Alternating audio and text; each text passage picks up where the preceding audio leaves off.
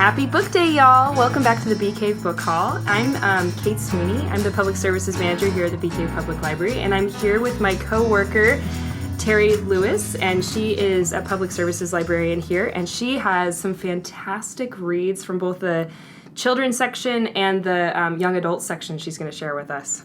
Thanks, Cate. Yes, I'm really excited to be here. I just finished a book last night that I really enjoyed. It's called The Blackthorn Key by Kevin Sands. It's actually his first novel. It's the first of a trilogy that he has planned. I believe he does have the second one out already. This one is set in London in 1665. It's about a boy, Christopher Rowe, who is taken from an orphanage when he's 11 to become an apprentice with an apothecary. And apothecaries back then were kind of like pharmacists. They could prescribe medicine and make medicines. They had all kinds of potions and formulas and things. And so it was a really good deal for him. But what's happening is there's some group that is killing apothecaries around London. And so far, when the book opens, 3 of them already have been killed. And so they're all a little concerned about what's going on. Well, Christopher, at 14 now, he's been an apprentice for 3 years. He gets involved in all of this and is having to hide. He's even accused of the murders. He's trying to figure out who's committing them and what's going on. And it kind of reminded me a lot of an escape room because he has to figure out these formulas and these puzzles to, he has to open this door, figure out what these symbols mean and how they go together. And it gets really suspenseful and really scary. And it was just a great read from a different time period that I really enjoyed, but kept it modern enough that you can read it and not feel lost about what's going on in London during that time. And trilogies are great too, especially when you have a couple out. So then if you like it, you can kind of keep moving through the series. Exactly. I always hate when I start a book and find out that there are going to be 7 of them down the road, and so I'm waiting a year between books, at least, for the author to come out with the next one, so it does. And we do have that one on audiobook, too, if people, for those people who like to listen to books. Another one that I really liked, The Girl Who Drank the Moon. This was one of our new JF, Juvenile Fiction books that we got last fall, and I saw it up on the display, and I thought, that looked really good. So I read it, and I loved it. As it turned out, it won the Newbery Medal this year. So it's The Girl Who Drank the Moon by Kelly Barnhill. And in this story, this town sacrifices the newest baby of the year every year. They take the youngest child out to the forest and leave it for the witch, whom they believe lives out there. And one naturally does, right? Of course, just everyday life. So, everybody in the town, nobody wants to have the newest baby because they know they're going to lose. That baby's going out to the witch. And they take the baby out, and it's this whole big ceremony, and then the baby's never seen again, and that keeps the witch happy from bothering the town. Well, as it turns out, there is a witch living in the town, or in the forest, rather. But she's a nice witch. Her name is Zan, and she lives with this huge swamp monster and the perfectly tiny dragon. And she finds these babies every year when they're out there, and she cannot imagine why these people are leaving a baby out in the forest. And so she takes the baby to another town and finds a home for them every year. And she's just like, what is wrong with these people? They keep leaving these babies out here. Along the way, to feed the baby, she feeds them starlight. She gathers starlight from the sky. So it's very magical. Very magical. And you got the cover looks so magical. Yes, so that doesn't surprise me. And you have this huge swamp monster, which I would love to see a video of this to see how somebody else portrayed him, because I can kind of picture him. And then this perfectly tiny dragon is very concerned because he's such a tiny little dragon and he wants to be this huge dragon. So they're all really fun, magical characters. Well, this last baby that she gets, she's not paying attention to what she's doing, and she feeds this baby moonlight instead of starlight, and that's hence the title of the book, The Girl Who Drank the Moon. Well, this is going to create all kinds of different messes with the cosmos. Absolutely. And so Zan decides she needs to keep this baby and raise it because she doesn't know how the moonlight's going to affect the child, and it does affect her, and she has powers to be seen. And what happens. Fun. So the whole story unfolds with this new baby Luna, and of course her name's Luna. Her Luna, of course, because she drank the moon. And so, goes and she's great friends with the swamp monster and the perfectly tiny dragon, and grows up not knowing anything any different, but things unfold, and of course, the story's going to take a turn, and it's very good. If you like the magical, mystical stories, and it has has a twist to it that you don't really expect. Ooh, how what's fun. going on, and I love a twist. who's kind of behind the sacrificing of the babies was something I didn't foresee coming. So it was very, very good. And then another one that I read, and I'm kind of like on this suspense, right in it, mystery and suspense and fantasy type thing. I'm going to be talking some of these books. This next one, School of the Dead, and the Blackthorn Key at our Bee-Tweens meeting on Saturday. Oh, yes, Bee-Tweens. Bee-Tweens for our 4th through 6th graders that meets the second Saturday of every month from 2 to 3. And love to see if any of you are listening. Come out and see us because we have a lot of fun. But School of the Dead by Avi is another one that I just read recently. This is a pretty new one of his. It just came out in 2016, so it just came out last year. He is as Cate, you and I were talking earlier, prolific. Such a prolific author. Has just been writing for years. And various age groups across the spectrum topics. Oh, absolutely. Absolutely. I've loved, you mentioned The True Confessions of Charlotte Doyle, which is one of my favorite books. I love that book. Then a lot, his Crispin, Cross of Lead. Nothing But the Truth I love. Nothing But the Truth. The Man Who Would Be Poe. That was a good one. So, yeah, he writes across the spectrum. And so I was kind of curious to see this new one of his, School of the Dead, and it was definitely worth the read. I just have to read you the beginning of it because if this doesn't grab your attention, there is nothing in a book that will grab your attention.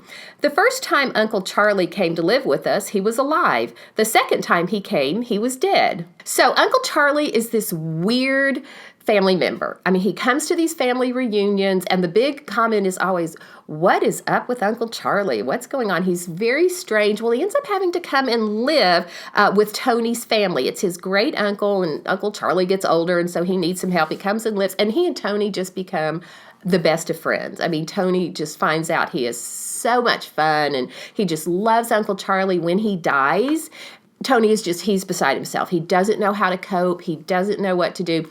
Well, Uncle Charlie has made provisions for Tony, who is about to start 7th grade, to go to a special private school in San Francisco. So his family moves there. His parents get jobs in San Francisco, and he moves there. You always have to be suspicious of a special private school. Absolutely. It's called the Penda School. It's been around for over 100 years. It was built by a lady in honor of her son who died young. Well, when Tony gets to school, first of all, he's seeing Uncle Charlie, who, remember, is dead. But he's seeing him, and, he thinks, oh, it's just my, memory. Then Uncle Charlie grabs his arm at one point. He says, whoa, wait a minute, I felt that. Well, he starts realizing that things are not quite as they seem. He also sees, besides seeing Uncle Charlie, they call him the Penda Boy, who was the boy the school was built for. And he sees them up in the window of a tower. The school is old and has all these towers that nobody's allowed to go into, but he sees this boy up there, and then he talks to this boy and finds out, yes, he is dead. And the Penda Boy tells him, well, many of his classmates are ghosts. They've been dead for many years. Oh, wow. And they survive every year, or every 7 years, they have to take the soul of someone else, which really means they're going to kill this person, to take the soul of that person for themselves so that they can continue to live. Well, Tony realizes that he's the chosen one this year. Yikes. They want to kill him. And so he kind of... You win, Charlie. I know, yeah, you win. But he doesn't know. I mean, he's not really sure who to trust. Who's a ghost? Some of the teachers are ghosts. Some of the, his classmates are ghosts, but some of them aren't. And, of course, he can't talk to his parents about this because they would think he was crazy. They already thought he was crazy when he, kind of went off, when Uncle Charlie died. So he works out a plan with the Penda Boy, and it's all going to take place on Halloween night because Halloween is a huge celebration at the Penda School. And is this a series? It is not. It is not, as far as I know. So you get some sense of closure at the end.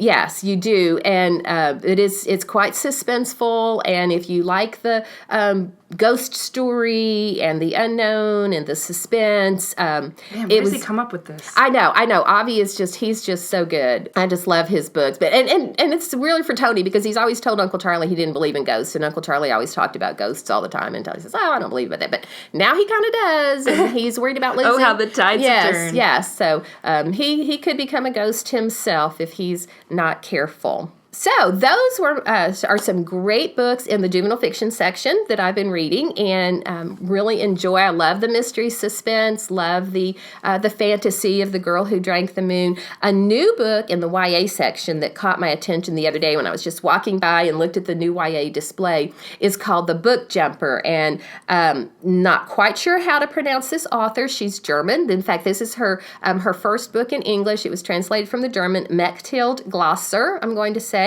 And this is about a girl, 16-year-old girl, who can go into books and be part of the story. And the cover is just gorgeous. The cover is fabulous. And that is what caught my attention, because these characters made out of paper, which that fascinates me anyway, just as a craft. But yes, looking at that cover. And many years ago, I read another book where the characters did this. They could go into stories and interact. And so this one it's like a new one along these lines, because I think it's so fun, and I love time travel, fantastical stories like this that go on. So I'm really anxious. It's checked out right now. I was really disappointed. I know I almost grabbed it the day that I saw it and took it with me, but I thought, I'm got these other books I need to get read. That's what holds it for. Exactly. So as soon as that one comes back in, I want to grab it and read it. What an idea, though, to be able to go into a story and change the ending or interact.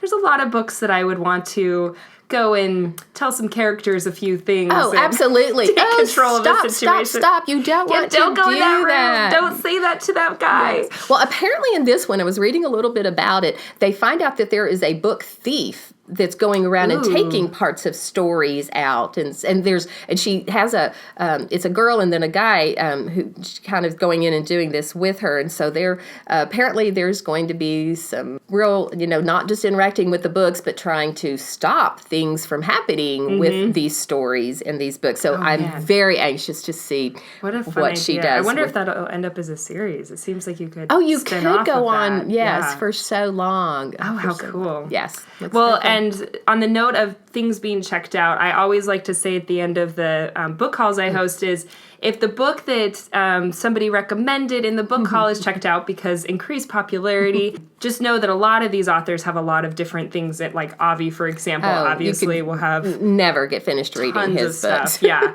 definitely check out what else we have. I think Kelly Barnhill, I think she has some other stuff as well, like The Witch's Boy, which also has a very appealing cover to it. And the Blackthorn Key also is a Lonestar book for this year, so that's worth kind of considering if the book appeals topically to one of your young readers or to you. It's kind of nice when you can get some little credit in school for having read an award winner. Yeah, I think the Blackthorn Key will be really popular when people start reading for their Lonestar books for 2017. Good adventure. Yes. So anyway, thanks for joining us for the BK Book Call. We'll have you back again, I hope, and soon. And be sure to check out Bee-Tweens, 4th through 6th grade. Word on the street is they had a chocolate-themed program recently that was pretty popular for obvious reasons. Yes, and we're going to play games this Saturday, so bring your friends and challenge them to some fun board games. Every second Saturday of the month at 2 p.m. Yes. Lots of different things, September through May. Thanks, All Kate. right. Yeah, we'll see you soon. Happy Book Day, y'all. The BK Book Call is part of the BK Public Library's podcast channel. It is produced and edited by Megan Fisher. Thanks to the Friends of the BK Public Library for the donation of our podcast equipment. For more information, go to www.bktexas.com.